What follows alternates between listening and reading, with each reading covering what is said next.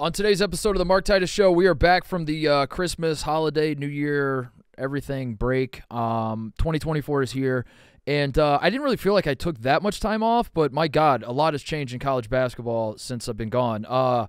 The wheels are sort of falling off for Arizona. Wildbags comes on the show. We talk about how this team is different because they play defense, and Tommy Lloyd's teams like to score the basketball, which is fun and exciting and put some juice into the program, but at the end of the day, you still have to play some defense to if you have any hope of winning a national championship. And this team felt different, and then suddenly they let Stanford hang 100 on them. And, they've now lost, 3 of 5, I think, since being ranked number 1. Is that right? Have they lost 3 of 5? Yeah, they have, because they lost to Purdue, FAU, and Stanford. They beat the shit out of Cal. That Cal team, I swear Cal is going to – I stand by it. Cal is going to beat somebody at some point this season. They have no depth whatsoever. Anyway, Arizona, no longer the number 1 team in the country.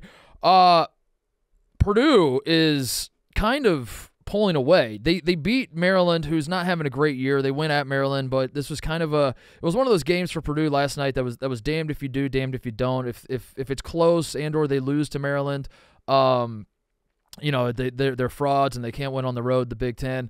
They don't. They beat the shit out of Maryland, and now it does sort of feel like you're like, well, Maryland's not really that good. And we're going to have that with Purdue throughout the entire Big Ten season, except for here and there, which this weekend they do play Illinois, who's very good. Speaking of Illinois, the ups and downs since I've last done a show with Illinois basketball, they lose all hope. Terrence Shannon has his situation going on. We're just going to call it that. I don't want to dabble in whatever the fuck all that is. The Terrence Shannon's not with the team, and all hope seems lost because Terrence Shannon obviously is All-American level basketball player this year for Illinois. They are very, very, very good. And then they got Northwestern coming into their arena last night.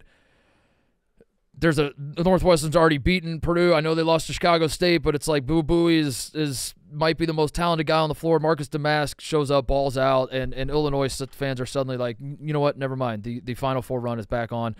Colorado State beats New Mexico last night in a game that I don't know how many people were really watching. I was watching. It was an awesome game. This Colorado State team, I have thoughts on. We'll talk about them. They are pretty fun to watch. Isaiah Stevens is just an absolute bucket. He only had 18 in this game, but it does feel like he can score whenever he wants. I continue to be impressed by Carolina. We'll talk about Carolina Pitt. Wisconsin gets a big win over Iowa. But yeah, while we were gone, Shaka Smart also starts a national conversation about coaches being out on the floor, which was very funny. Baylor built a new arena. I want to talk about that because I think that arena is awesome. Caitlyn Clark hit a last-second shot last night. A ton to get to. I might get to Pat Bev, by the way. Right before we sat down to record this, Pat Bev called me out in this Barstool New York versus Barstool Chicago basketball game, and I saw the clip, and I might have to talk about that. A lot to get to. I'll do my best to get to all of it. Let's do it. All right, I want to start with Illinois. Illinois beats Northwestern by 30 last night, and kind of what I said about Purdue beating Maryland. It is interesting how this is straw man stuff, and I realize that, and you know how the internet works. Like you see 1 or 2 tweets, and then you say everybody's saying this, all that sort of thing. I don't mean to do that here, but I'm just going off of vibes in general. That this to me was the most impressive win. Illinois beating Northwestern by 30 points without Terrence Shannon was the most impressive result of college basketball I've seen in I don't know how many days, but this was certainly the result of the night, which I didn't really watch much of the game because they were blowing them out early and often and were in total control. Damask was nuts. 11 for 15 from the field, 32 points, 6 assists, 5 rebounds. I mean, he's a stat sheet stuffer. Goody only had 6 points, but he was giving them good minutes. I love Luke Goody. Dane Danger is at a point where he's only playing 4 minutes a game, and that's just what Illinois is. Coleman Hawkins is I'm trusting him more and more. I don't know. I have gotten to a point with Illinois where I really do think that there's something different about this team.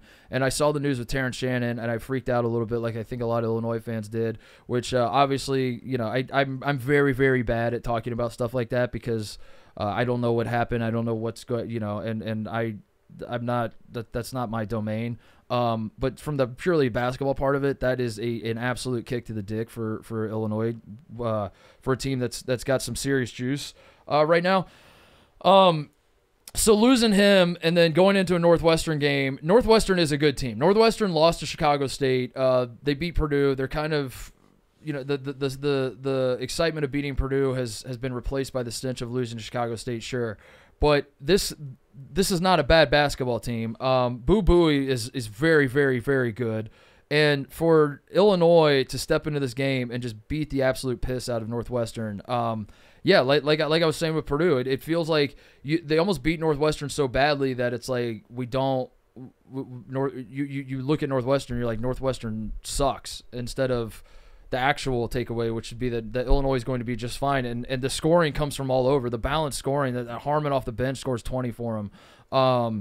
And Damascus is nice, dude. Damascus is nice with it. And I don't mean to say that I'm surprised when he goes off for 32 points, but that's just what feels different about this team, is like they have dudes that can beat you, and they have a ton of talent, but it's a more cohesive unit than the Illinois teams in the past have been. And there's more understanding of like Luke Goody's a good example. Like Luke Goody has it in him to have a big night, but on this night they didn't really need him, and he shot 5 times and he scored 6 points. And having a guy like that, and Danger, who I brought up, like he played 4 minutes in this game, and I'm gonna keep bringing up Dane Danger because I don't think Dane Danger is one of the best players in the Big Ten. I don't necessarily think he should be getting more minutes, but a guy in Dane Danger's position might think that.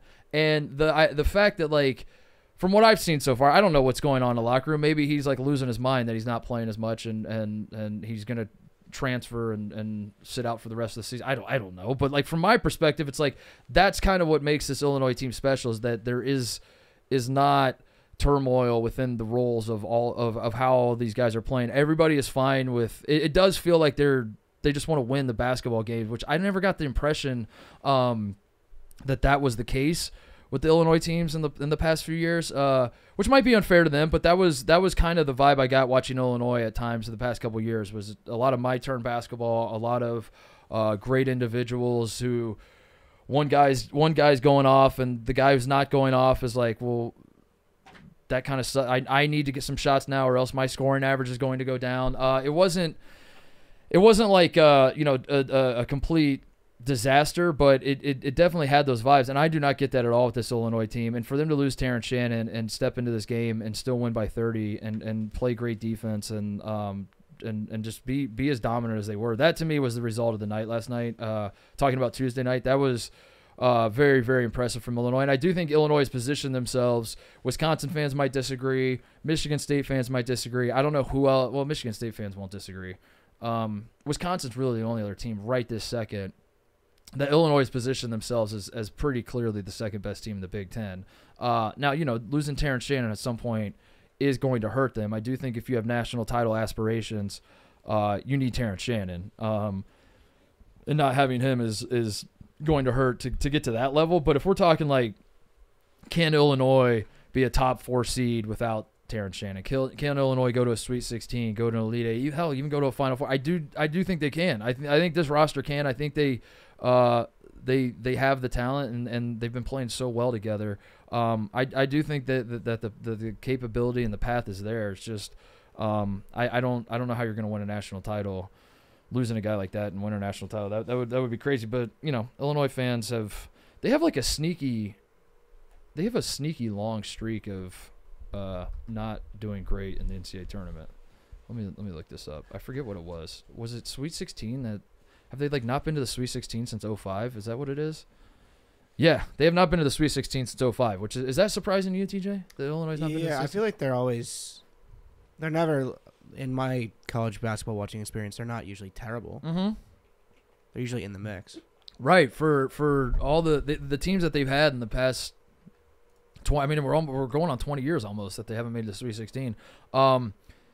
You would have assumed that it happened by now. So if that is where you're at as a program, I think this team can still be special in that regard, in terms of you can make a Sweet 16, Elite 8, and turn this into a fun, enjoyable season. But yeah, losing Terrence Shannon is going to be brutal for NCAA for national title hopes. I guess I'll stick in the Big Ten. Purdue rolls Maryland, kind of a ho-hum game.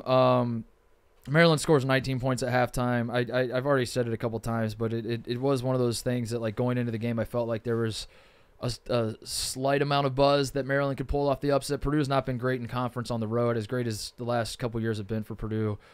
They have not been great on the road, and Maryland's a tough place to play, and Maryland hasn't been having a great year, but the talent's there, and at some point you think they're going to pull it all together. With Jameer Young, who was awesome in this game, was pretty much the only one doing anything for them offensively. Yeah, and that was kind of the thought going into the game, and then Purdue holds them to 19 points at halftime, and it just kind of felt like it was like, oh, well, then that test doesn't really count, and that's kind of how it's going to go for Purdue. Now, they do have Illinois. As I said, Illinois is they got Illinois on Friday, right? They got Illinois at home on Friday, but, like, we all know where we're going with this. If they beat Illinois by 10, 15, 20, whatever, it's a game where Purdue's in total control. We're going to hear about how Terrence Shannon wasn't playing. We're going to hear about how the game was at home. And that's where we're at with Purdue. It's like literally nothing Purdue can do between now and March Madness is going to matter. And I say that in terms of, like, appeasing the masses, which who gives a fuck about that? But also, you know, that's kind of the point of a show where you just talk bullshit on college basketball. But I also think the program probably feels that way. Like, you want to win the Big Ten, you want to win the Big Ten tournament, but, like, that's my concern with Purdue, and it's not a real one right now. They haven't given me a reason to actually be. This team has not given me a reason to be concerned. But as I'm forecasting the rest of the season, that will be what I keep an eye on with Matt Painter. Is like, how much do you care about winning random ass road games in the Big Ten, and how much are you focused on making sure that you're set for the NCAA tournament? I get a lot of shit from Purdue fans because I had my dad on the show. I just want to reiterate that, like, my father and I are not the same person. I've been pretty complimentary of this Purdue team. I said coming into the season that they should be ranked number one. Hell, the last show we did a couple shows ago, I said that I do think the guards have shown me enough that they can win the national championship. I still think they're not going to, but they're going to make the Final Four. And we're at a position now, by the way, that Zach Edey has already won the National Player of the Year, which I find wild because this is like the opposite of voter fatigue. This is this phenomenon that's going on with Zach Edey, and I'm not saying that anyone else should win National Player of the Year, but it is completely done and dusted that, like, the only way he's not winning National Player of the Year is basically if he just doesn't play in games for whatever. If he opts out, if he gets hurt, whatever the hell else happens. For a guy who won it last year, and you would think that there would be voter fatigue, it's the exact opposite, where it's just like Zach Edey 23-12 and was kind of not even that great in this game, and that's kind of where we're at with him. Is he can do 23 and he can have a 23-12 night with 5 turnovers, and you're just kind of like, well, yeah, whatever. Ho hum with Zach Edey. He's won National Player of the Year, and that's I don't have a problem with it. He's the best player in college basketball. That's who I would vote for, and I wouldn't think twice about it. But yeah, it is kind of a bummer for the sport, I guess. Like, I don't. It's a very bizarre thing because, like, what he's doing is historic. It is awesome, and I enjoy watching him again. My father hates his guts. I do not. I think Zach Edey's very good. But I won't lie. Like, it is boring. It is like there is like a boring element to, like, if you're not a fan of Purdue, Zach Edey is very boring, and I trust that Purdue fans understand that, but I don't think they really do. Or do they? Must understand that. I think that, like, to your point, that it doesn't matter. The regular season accolades, it doesn't matter anyway. So yeah, if it's boring or not, that is what it is. Like, no one's going to care about what Purdue is doing until.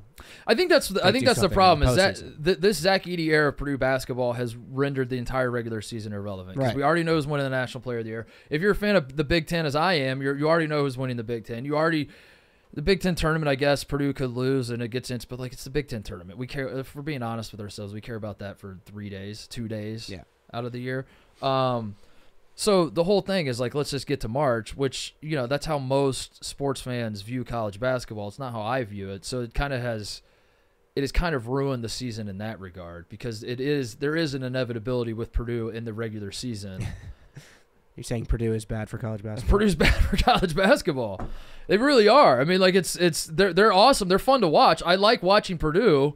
They are very good. They share the ball. They have talented guys. They are a fun team. It's just like there's no, and especially in a year like this year where you feel like there's no dominant team and like, oh my God, it's wide open. It's wide open because Purdue last year lost to a 16 seed. If Purdue had not lost, like if we were going off of, if this was year one of the Zach Edey era and this is the first time we were seeing this team, I think everybody would be like, I mean, Houston's still the interesting one. Houston, we got to see as the Big 12 play unfolds here how good Houston really is.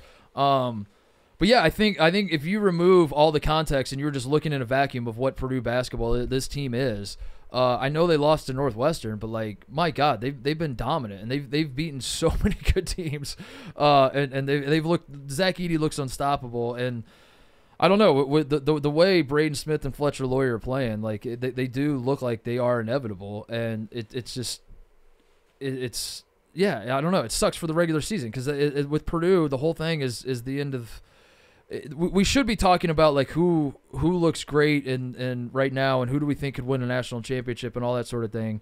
When really I think like my mind is like Purdue is clearly better than everybody except maybe Houston, who I need to see more of before I make a decision. And that's kind of where I'm at. And I don't know. That sucks because I should be more interested in some of the regular season stuff, but to have the National Player of the Year race already locked up. I guess the Big Ten race isn't locked up, but if we're being completely honest, like Wisconsin is good, and I enjoy this Wisconsin team. Watching Chucky Hepburn throw the oop to AJ Storr off the backboard was pretty shocking to see Wisconsin basketball do that. To be on a fast break and throw an oop off the backboard for Wisconsin was pretty sick. And this Wisconsin team is, you know, they're good. I think this Wisconsin team is capable of beating anybody in the country on any given night, or however you want to phrase it. But like, they're not going to win the Big Ten. Purdue's going to win the Big Ten. So that's kind of where I'm at with all of it. And I don't know. I don't know what it's going to take to get me. I don't know like what big questions. That's the hard thing. It's like, what are the big questions we're waiting to see? UConn, like the big storylines going on in the sport right now, like UConn's repeat, which again is a wait till the NCAA tournament starts type thing. Who's going to win the Big East, I guess, but like Creighton's fallen off the map. UConn, it's like UConn and Marquette, which is interesting, I guess, but like I don't think UConn's trying to win the national championship. I don't think they really give a shit about the Big East that much. And Marquette is this, like we're right back into the situation with Purdue where it's like, if Marquette wins the Big East, do we even care when we already saw this last year? We need to see them win in the NCAA tournament. I don't know. I'm having like I didn't realize this was happening, TJ, until I sat down to do the show, but I sound like I'm having like a college basketball existential crisis right now. I didn't realize that was going on until we started rolling, and I'm like, wait a second. Big Ten, like regular season play being back will greatly help you personally with matchups and storylines, and as that starts to sort of develop. And the winter break is always a rut, like for it's true. Big teams, so. I need more things to get. I need more argument. I think that's the issue. Is like part of what makes the sport great is that you argue about shit until we get answers. And I feel like we kind of already have answers, and we're just waiting for March, which is where the real arguments start. And I'm used to like arguing all throughout I'm used to like, you know, Zach Edey's a bum, and Kyle Filipowski would run circles around him. I think he's awesome. And PJ Hall at Clemson's a better big. Like, honestly, if you look at it, I think PJ. But you can't make those arguments this year. And like, you're just kind of like stuck, just saying like, yeah, I mean, I guess it's Purdue again. It's Purdue and Zach Edey. They're inevitable. Arizona is the interesting one. Like, I do think Arizona is national title good, but letting Stanford score 100 points on you is a very much a concern. And I don't know. They got Colorado tomorrow night, Thursday night at home.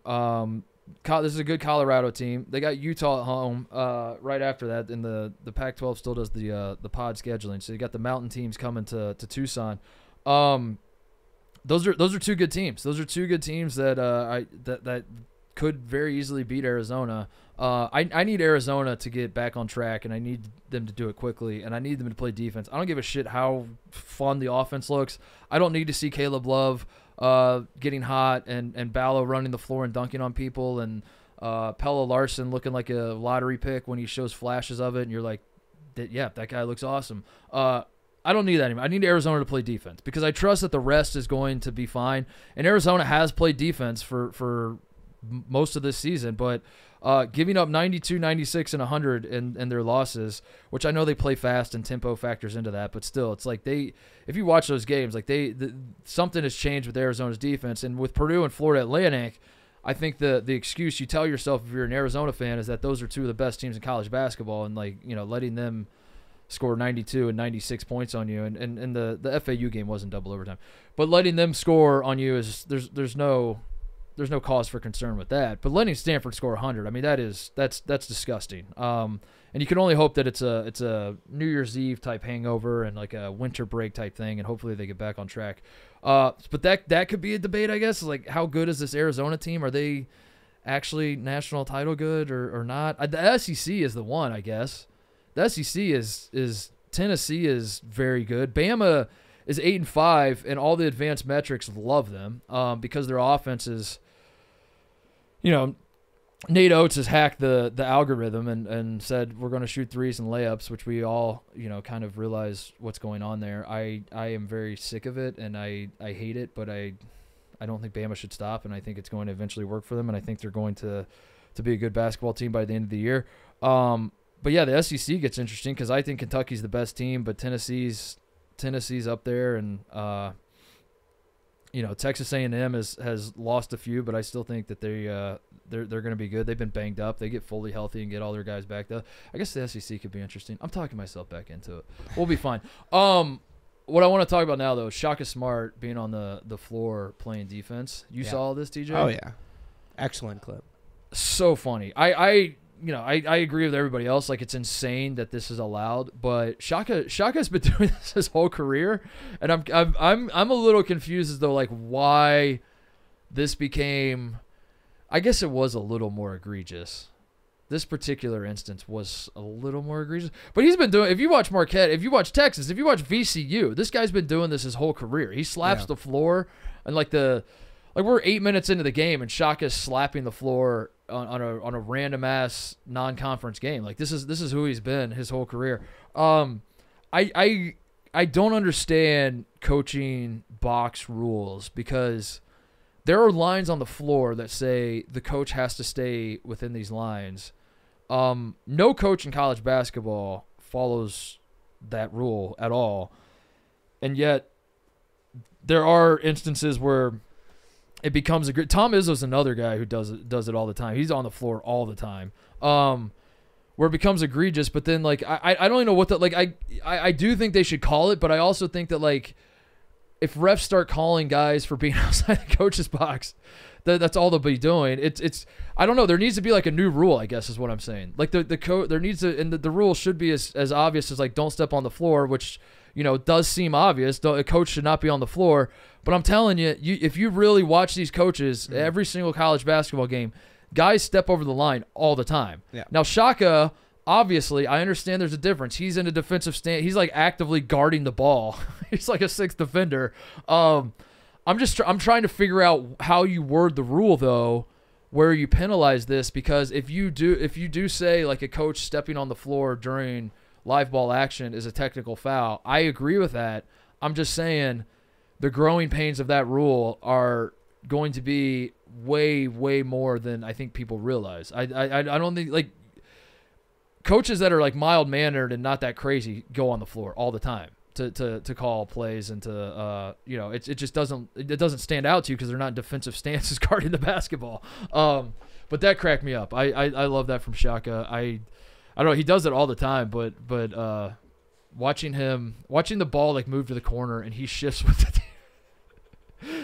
the defense was incredible. I think you should make it part of the game. I think each coach should be allowed to take the court for one play per game, per half.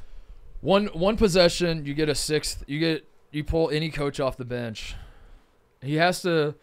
I think I would agree with that if the coach is wearing a suit and tie. Yes. Because I think the coach is wearing like joggers with a polo. No. It feels a little different. Because then you would just hire like a guy that graduated last year and didn't play overseas. You get a guy in a full suit and tie doing that. I'm down for it. They can't shoot either, but they can play defense for one. They can just play defense. Yeah, that's all they can do. I think Tom Crean used to be a guy that. Tom Crean used to be very animated on the sidelines. He'd pace up and down for sure. I think most of the Big Ten coaches do this pretty often. Yeah, that's what I mean. Underwood does, Painter does, McCaffrey does. Yeah, Chris Collins. Most people's memory of Chris Collins, you just say, "What do you think of Chris Collins?" They say, "I don't know who that is," and you say, "He's the guy who coaches Northwestern basketball," and they go, "Oh, that's the guy who got on all fours like a dog and started like that's." Although I don't know if he was on the court, but my point was like this happens way more than people realize. It's just not to this degree. And once you start trying to referee the degree of which guys are on the court, that gets really dicey. So the only rule is like coaches can't be on the court, which I think is the rule already. I don't know. Basically what I'm saying is like I don't think this is really going away. The only way I think it gets called is if players hit the coaches, which I think the opposing team should start doing. I think you should start foul baiting the coaches. Take a charge on the coach. Like trip over and then fake an injury. That's the only flopping I want to see in basketball is the opposing coach is on the floor. You should just run into him and then roll around and hold your ankle like you'll never walk again. So then if they call a flop on that, does the coach get to take 2 shots? Because I'm in on that also. I love this sport. They don't really have that in the NBA, huh? They don't have coaches that. Do coaches in college care more than NBA coaches? Why don't NBA coaches get out on the floor? And Jason Kidd did the one time. Remember when Jason Kidd was drinking? Who did he have bump into him? He was drinking something and he just goes, bump into me, and then he spilled his drink to steal a timeout. Jason Kidd spilled drink. One of the funniest. Jason Kidd, the first-year coach of the Brooklyn Nets, admitted that he spilled a drink on purpose in an attempt to win a game against the Lakers on Wednesday. I think he was trying to steal a timeout. He asked one of the players to bump into him so he could spill his drink, and then he could gather the team together as everyone was cleaning up the spilled drink. What an insane story that was. What else is going on? North Carolina beats Pitt last night by 13, 70-57. I'm in on this North Carolina team. I like this team. I don't know how Carolina fans feel about them. I don't necessarily think that that's the hard part about blue blood college basketball programs. I do think if I was a Carolina fan, I would say this team's not bad, but like I've seen so many historically great teams through the years that like this I'm not getting super excited yet. Which I understand, but I think in the context of what this college basketball season has been so far, this North Carolina team can absolutely win a national championship, and I really, really like what I'm seeing out of them. This game stunk. There was not a ton of offense going on, but Carolina's got to play defense. I think I trust their offense at this point. I think they have sort of figured out their roles on the team, that RJ Davis has the green light to shoot it as often as he wants. Cadeau's a great point guard, great setup guy. Was in foul trouble this entire game, didn't really play much, but I love Elliot Cadeau. I think he's as people are putting together their lists of the best freshmen in college basketball, he's not going to be on any of those lists, but every time I watch him play, I'm like, to be a freshman point guard at North Carolina is so hard, and I don't think he doesn't wow me a lot. There aren't a lot of plays where I'm like, if I'm an NBA GM, I'm rolling the dice on this kid and taking him 6th overall or anything like that. I don't get that feeling, but he's just so steady, and I try to be a freshman and at any position, but to be a freshman point guard at a place like North Carolina and be in a position where you have the ball in your hands and I actually do trust you. Yeah, I really, really like that kid. So he's not perfect, but I love what I've seen out of him so far. And Carolina has figured out for sure that it's RJ Davis's team. Armando Bacot, who I have been very frustrated with at times throughout his career, and I do think he's been overrated at times throughout his career. I think he has settled into a perfect role where he can still catch the ball on the block and make a post move and score. He's still grabbing a ton of rebounds, but he is no longer a guy where it's like we have to funnel the ball into Armando. We have to run the offense through Armando and all that sort of thing. I really like what I'm seeing out of Carolina. I like their bench. I like, they're not a perfect basketball team. This is not I don't think this is going to be a North Carolina team that everyone, all the Tar Heel fans are going to tell their grandkids about, all that sort of shit. I'm just saying, like, I think that they have talent to win a national championship, and I think they're right there in the mix. And I think that is important because Hubert Davis coming into this was a big year for Hubert, and there's still a lot of basketball left to be played, and we're getting into conference play, and crazy shit can happen. But Pitt is better than one, their record indicates, and two, I'm assuming their net ranking is dog shit because they have not really beaten anybody. Pitt is a very, very interesting team to me because they very much passed the eye test. Now on this night, that might seem like a crazy thing to say because they were not hitting anything. They were 5 for 29 from three. It was the commentators kept mentioning how Pitt's a great 3-point shooting team, and I chose, if this is the first game you're watching, you choose to believe them, but if you're watching, you're like, my God, they're not hitting anything. Blake Henson's 2 for 11 from three and scores 11 points. And he's their guy, so this game kind of stunk for them, but I do see the vision. I mean, they're long as shit, dude, and Carrington is talking about freshmen who do belong on the list or will be on the list of the best freshmen in the country. Carrington Carlton Carrington is so smooth with it. I love his game, and I see the vision with Pitt, I should say. Like they weren't really great against Carolina, but when you watch them, you can see the pieces are there, and that when they are hitting threes, and I don't know. I do see the vision that by the end of the year, Pitt is a good basketball team. It's just, as it turns out right now, their resume is woof. They have beaten nothing but bad teams. Their best win was they're 9-5. Every halfway decent team they've played, they've lost, with the exception of West Virginia, who is they beat West Virginia by 17 in the rivalry game in Morgantown.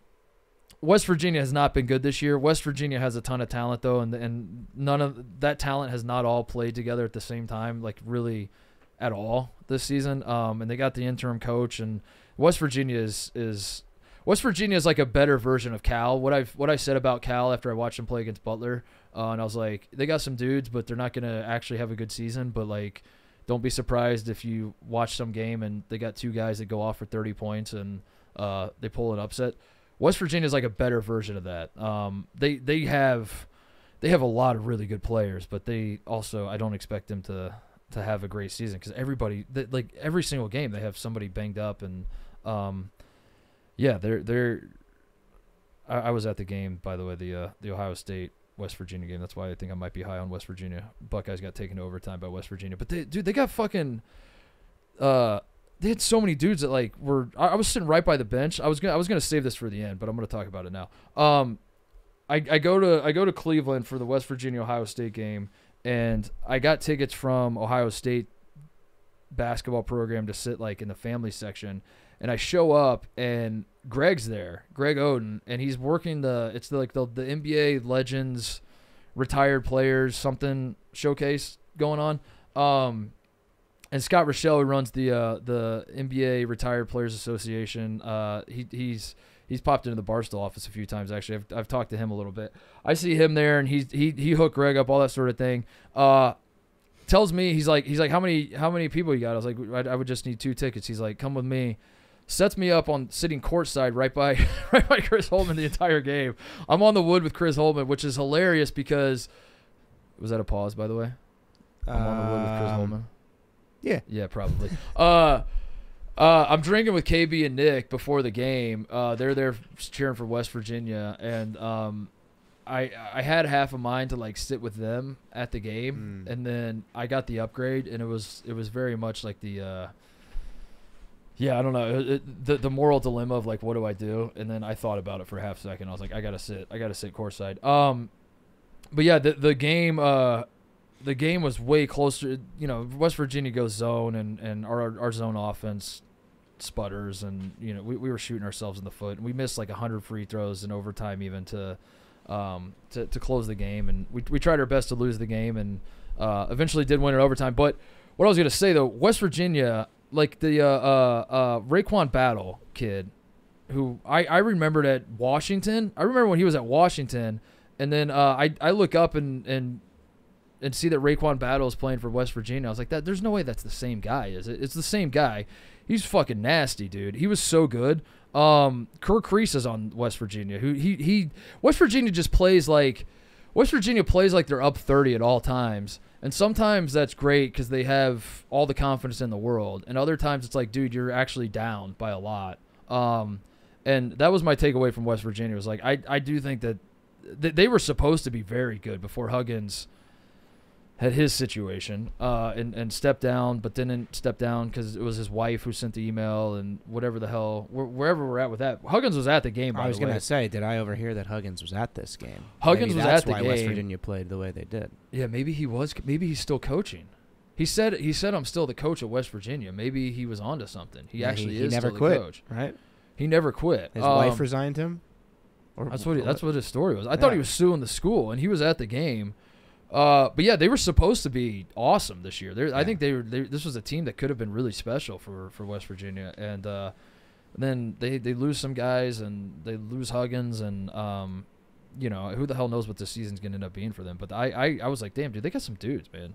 Slazinski's not even like he's a guy that Quinn Slazinski, who played at Iona. I think did he play at Louisville? He showed it in flashes. I don't know. They just like sitting by the bench though. That's the reason I was bringing that up. Sitting by the bench, like watching Ohio State at different times throughout the game, be like, that guy's fucking killing us. We have to change our entire defense to stop him. They did that for like 4 different guys on West Virginia, which tells me that they got some dudes. It's just they don't win games. But anyway, back to the Pitt part of things. Oh, by the way, never mind. Not back to the Pitt. I actually called a timeout, TJ, in this game. I forgot about that. I was sitting so close to the action that in overtime, there's a scramble for a loose ball. I think Roddy Gale picks it up. The second he gets the ball, I scream timeout. No one else on the bench said timeout. The West Virginia guy like grabs the ball too. It should have been a jump ball. Like one ref I think comes running in and calls a jump ball. The other ref is like, no, timeout, Ohio State. Oh my god! And then I look up and I was like, why did nobody else call timeout? It was our last timeout of the game, and there was still like 2 minutes left. Is that just your instinct as a guy who's been in situations like that before, that the whole bench needs to get involved and call a timeout? Yeah, I think so, but I didn't actually think. I think I was. I don't know what I was thinking, dude. I was a little drunk. Yeah, I was a little drunk, and I just I think it was just like one of those fan things where you kind of just don't think. It's just like you see a fumble when you're watching a football game and you yell ball. It was that for me. Yeah. It was like I saw our guy dive on the ball. I yelled timeout.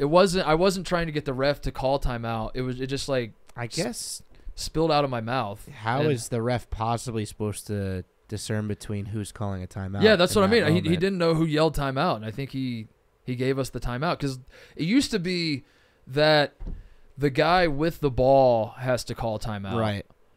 And then they changed the rule. Boy, I don't want to say how long ago it was because I'm going to age myself, but I felt like it was like 10, 15 years ago they changed the rule that anybody could call timeout as long as you have the ball. The coach can call timeout. Anybody on the floor can call timeout. And I think when that happened, it has gotten to a point where like, yeah, the equipment manager can scream timeout and they'll give it to him. And I think that's what happened in this game because nobody else said timeout before the jump ball happened, except for me. Yeah. I was yelling timeout immediately, and I was laughing because I looked up and I was like, that was a good timeout call, right? And then there's like 2 minutes left and we're out of timeouts in an overtime game, and I was like, right? And I'm looking around like asking Greg, I was like, that was a good call, right? And he's like, I don't know, we'll see. And I was like, fuck, we're out of timeouts now because of me.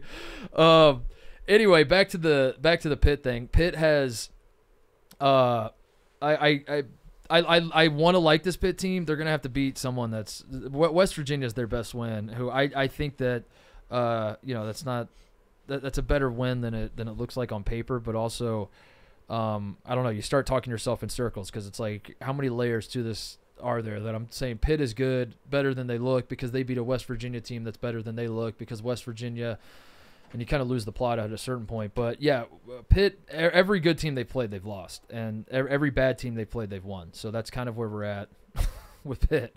Although Syracuse, they did lose at Syracuse by 8, which I don't know. I don't think Syracuse is a good team, but I think Judah Mintz is awesome. I love Judah Mintz. There was a moment last night where I was like, Judah Mintz is about to just single-handedly win this game for Syracuse, and then that moment came and went. And I think I was drinking the Cody Kool-Aid. I saw you tweeted, Cody, that Syracuse is about to shock the world. Was it that they were going to give up 51 points in the second half? Is that what you meant by shock the world? If you watched that first half, you would have thought Syracuse was a top 10 team. Mm-hmm. No, I would agree with that. Like, Judah Mintz was. I don't know what happened at halftime. Judah Mintz is that good. Like, Judah Mintz is awesome, and Malik Brown was like they had they were the only two guys that were doing anything for him. Yeah, like 26 points. 26. Yeah, those two guys had 44 of their 66 points. Yeah, and then the wheels kind of fell off. Yeah, well, we'll pick it back up. I want to flip it though. You're Rutgers, Ohio State tonight. Rutgers, Ohio State tonight, TJ. That's People right. are calling it one of the biggest revenge spots possible in the Big Ten after you guys cheated us out of a win last year that caused your season to derail. No,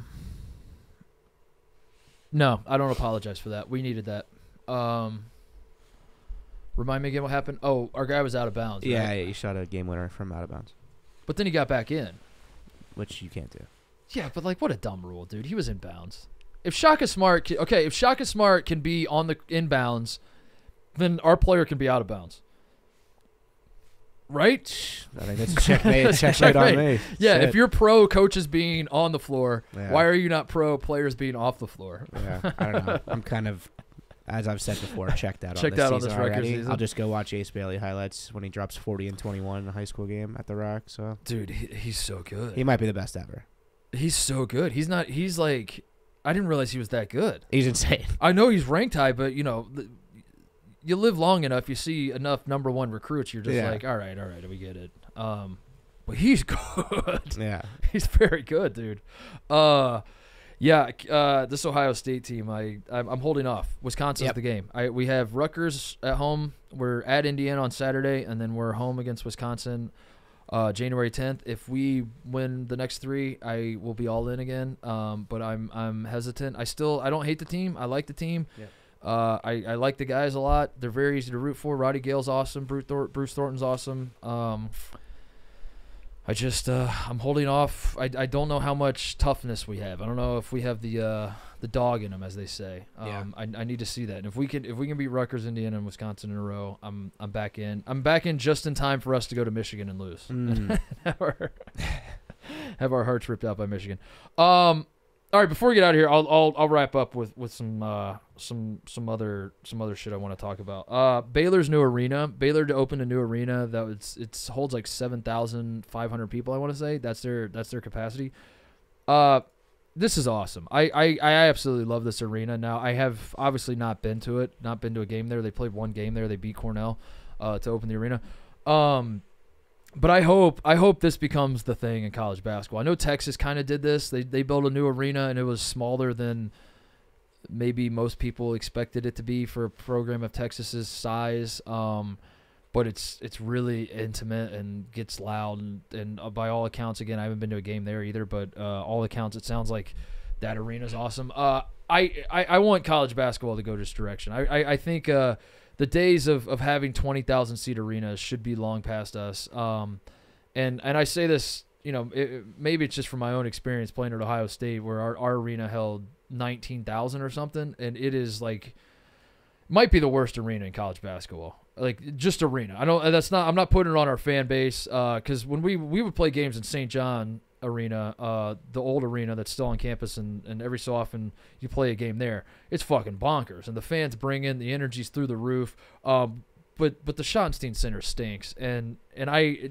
felt the same way with Tennessee. We played a game at Tennessee, and Thompson Bowling Arena is massive, and I think like when you walk in there and look around, you're saying to yourself, "Damn, this is awesome." The game starts. Tennessee fans are loud. The place gets loud. They care about the Vols. But But it's just like this would be so much better if there were like 8,000 fewer seats. So I'm pro this move. I didn't really see too many people killing Baylor for it, but like for a program to win it, to be a national champion, we're 2 years removed, 3 years I guess now removed from Baylor winning a national championship, and they're building a new arena and it only holds 7,000 seats. That if you would have said that like 20 years ago, you'd have been like, that's insane. Why are they not capitalizing on the momentum this program has in building a 25,000 seat arena that they're going to pack every single night? It's because you don't pack it every single night, and going the smaller arena route is awesome. And I hope the schools that are in the market for building a new arena, I hope they do it, because there are very few massive arenas that work for me. I'm trying to think in fact, that's what we're going to do right now. We're going to pull up largest college basketball arenas. Wisconsin has to be up there now. And Wisconsin's good. Wisconsin went the like multi-purpose arena. Let's make it big, but they capped it out at like, it's a little bit smaller than the Penn State or Ohio State, where it still feels into like they found the perfect limit of what a multi-purpose. Like let's build an arena just in case Justin Timberlake wants to do a concert here. That's yeah. I mean, like Penn State, I don't think they've ever sold out a basketball game. They just use it for concerts. Dude, that was the logic in like the late 90s, early 2000s when they were building all these arenas. Was like, what if Paul McCartney wants to do a show in Madison? We have to have an arena for him, don't we? It's like, I guess. Basketball arenas. It's Syracuse, Kentucky, Louisville, North Carolina, Tennessee, Georgetown, St. John's, which MSG. I mean, all right, Syracuse's arena stinks. Get it out of here. The dome stinks. It does. You agree, Cody? It stinks. The Dome is one of the most legendary arenas in college basketball history. What makes it legendary? That you can buy a ticket where you sit like a mile away and can't see shit, and all the noise goes up to the. Yeah, but that's not what I'm saying. I'm saying if you would have stayed in a smaller arena and had the exact same era of Syracuse basketball, you would have had the exact same amount of history. It's not the Dome that makes the history; it's the program that makes the history. Yeah, but it's a point of pride in the upstate area. It was called the Carrier Dome, and it didn't have air conditioning. Forever. Fair enough. That's the one. Next. The Yum Center, I don't like it. It's nice. It's the Yum Center, I guess, is. But this is the problem. Like every time you build an arena, you always think of the best case scenario, which is like when we pack this place, it's going to be fucking awesome. But then now you look up and Louisville's getting 5,000 people at games, and you're like, why are they playing these games here? The Dean Dome I don't hate. There are a lot of people that roll their eyes at the wine and cheese crowd at the Dean Dome. I don't think it's one of the top 5 or 10 atmospheres in college basketball, but I actually don't hate it, and I think it's a fine arena. It would be better served to be smaller though. I think it would be better if it was smaller. Thompson Bowling, we already talked about. Like I think that should be smaller. Tennessee fans were awesome though. They are rowdy. It's just I don't know, the arena's way too big. And even as loud as they were, and if I remember right, like when we played them, we were ranked in the top 10 or something. It was a massive game for both programs. And there were still some empty seats because it's just so hard to expect 20,000 plus people to show up at all these games. Rupp Arena is the one I hate the most, I think, because for Kentucky to have such a prestigious program, and maybe the best program, arguably, in all of college basketball, and to play all their home games at Rupp Arena, it is so sad. It is, and again, I'm not talking about the fan base. I'm just saying, like, that arena is the exact opposite of iconic to me. It is just like the most sterile, like in a fucking attached to a fucking mall type arena. I hate that arena. Who has the best big Madison Square Garden? I guess with St. John's, that doesn't count. Bud Walton might be the one. I've never been to a game there, TJ. We got to fix that. But that's the Bud Walton might be the one. 19,000. Anyway, enough about that. But shout out to Baylor for having an awesome new arena and having the balls to build a smaller place when it did feel like for a while there everybody was so enamored with building a 20,000 seat arena. Last thing, and then we'll get out of here. Pat Bev. I need to take a drink before we talk about that. So, all the talk the last, how long has this been now? A month? Yeah. A month. The last month. A lot of chatter.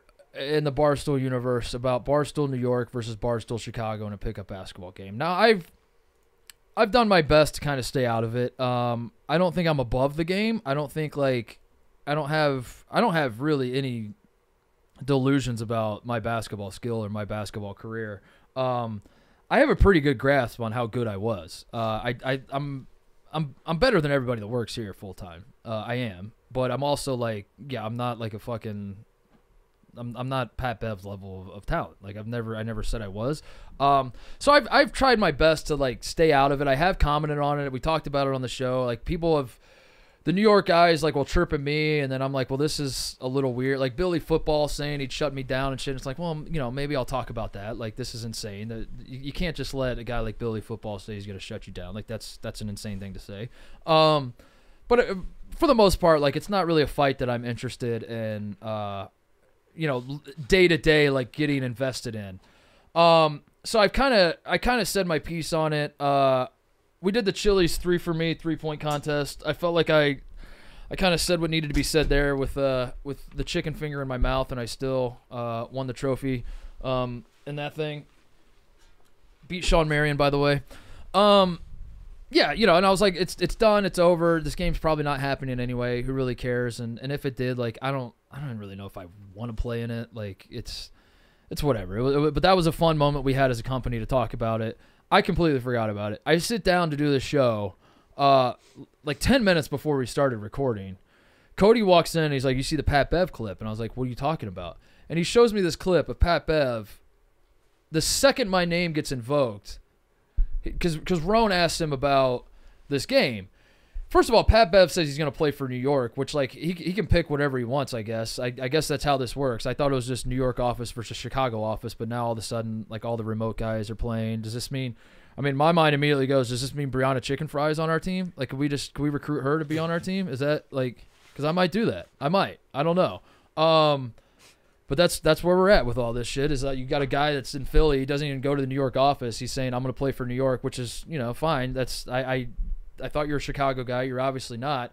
So that stood out to me. But then Roan mentions my name, and he goes, do you think the game would be good, whatever? And Pat Bev's like, no, we'll fucking smoke him. And then Roan didn't even say that I am going to shut him down. He didn't even say, well, yeah, but Titus is going to score 1,000 points on you. He didn't say anything. Roan just goes, so Chicago has this guy, Mark Titus.